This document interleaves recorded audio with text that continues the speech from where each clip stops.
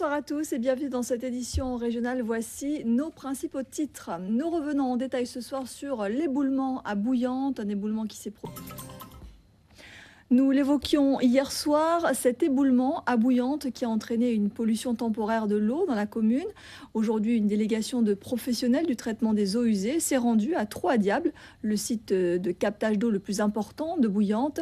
Ces spécialistes ont fait un état des lieux afin de mesurer l'ampleur des dégâts. Christelle Théophile et Christian Danquin se sont rendus sur place.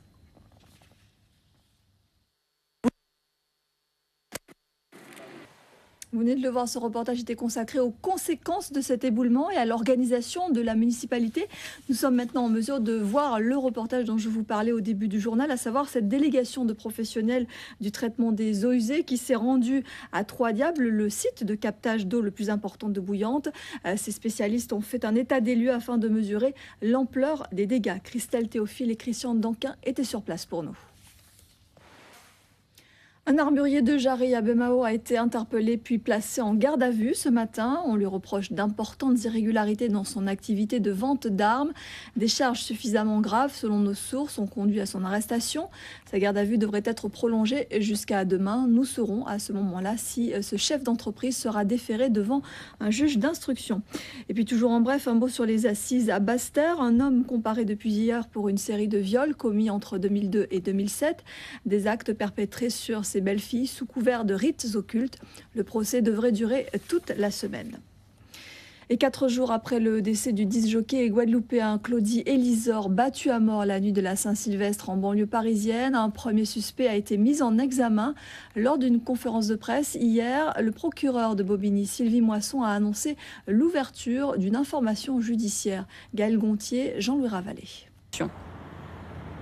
Les obsèques de Claudie Elisor auront lieu demain après-midi au cimetière de Gonesse en région parisienne.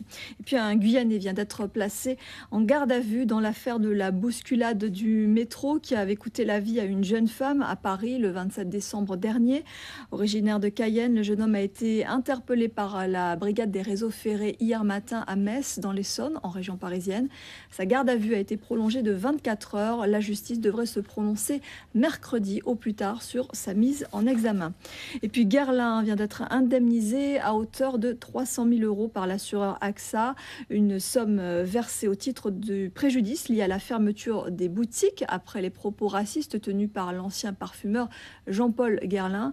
Le CRAN, le Conseil représentatif des associations en noir, a qualifié cette indemnisation de prime à la haine. Et puis Éric Zemmour, le chroniqueur de télé, comparaît lui devant le tribunal correctionnel de Paris pour des propos controversé sur les Noirs et les Arabes.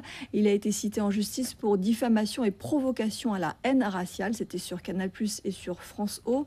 Le procès doit s'achever vendredi et la décision devrait être mise en délibéré. Si vous vous êtes rendu en Martinique en bateau depuis le début de l'année, vous avez certainement eu la désagréable surprise de constater que le prix du billet s'est envolé de 8 €. La raison, une augmentation d'une taxe appelée redevance d'usage. Cette taxe, qui n'existait pas en Guadeloupe, a été instaurée pour les passagers embarquant à destination de Marie-Galante, les Saintes, de la Désirade ou de la Guadeloupe. Marilyn Plaisir, Olivier Duflot. Le microcrédit, il a non seulement vocation à faciliter l'insertion des personnes, mais également à lutter contre le phénomène d'exclusion bancaire.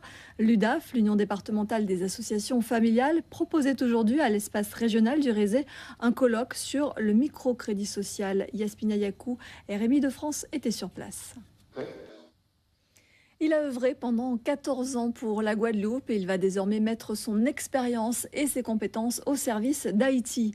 Le directeur des routes de Guadeloupe, Pierre Bonneau, vient d'être nommé responsable du projet d'infrastructure à la Banque mondiale en Haïti. Cet ingénieur en travaux publics va relever un nouveau défi et œuvrer à son échelle pour la reconstruction du pays.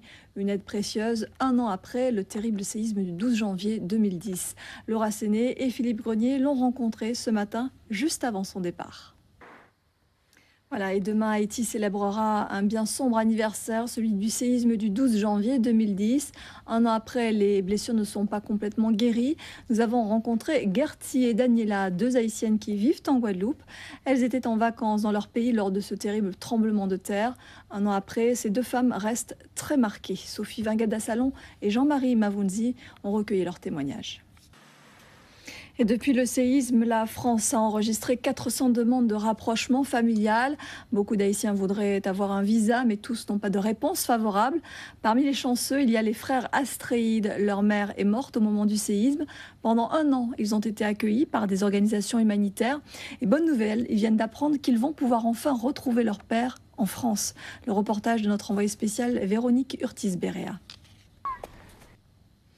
À 85 ans, René de Pestre, le doyen de la littérature haïtienne, porte un regard sur la rentrée des livres de ce mois de janvier. Christian Tortel et François Broche d'Outre-mer Première ont rencontré le prix Renaudot de 1988 chez lui, à Lézignan-Corbière, dans le sud de la France. Voyez ce reportage. Sport en bref, le nouveau visage de la JCA. Le club cycliste affiche quelques changements.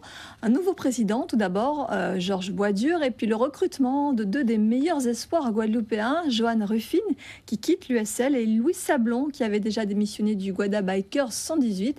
Les 2 coureurs ont signé leur licence avec le club abymien hier. Jean-Michel Rotin était sur la scène du festival Talent en Guadeloupe ce week-end à Paris.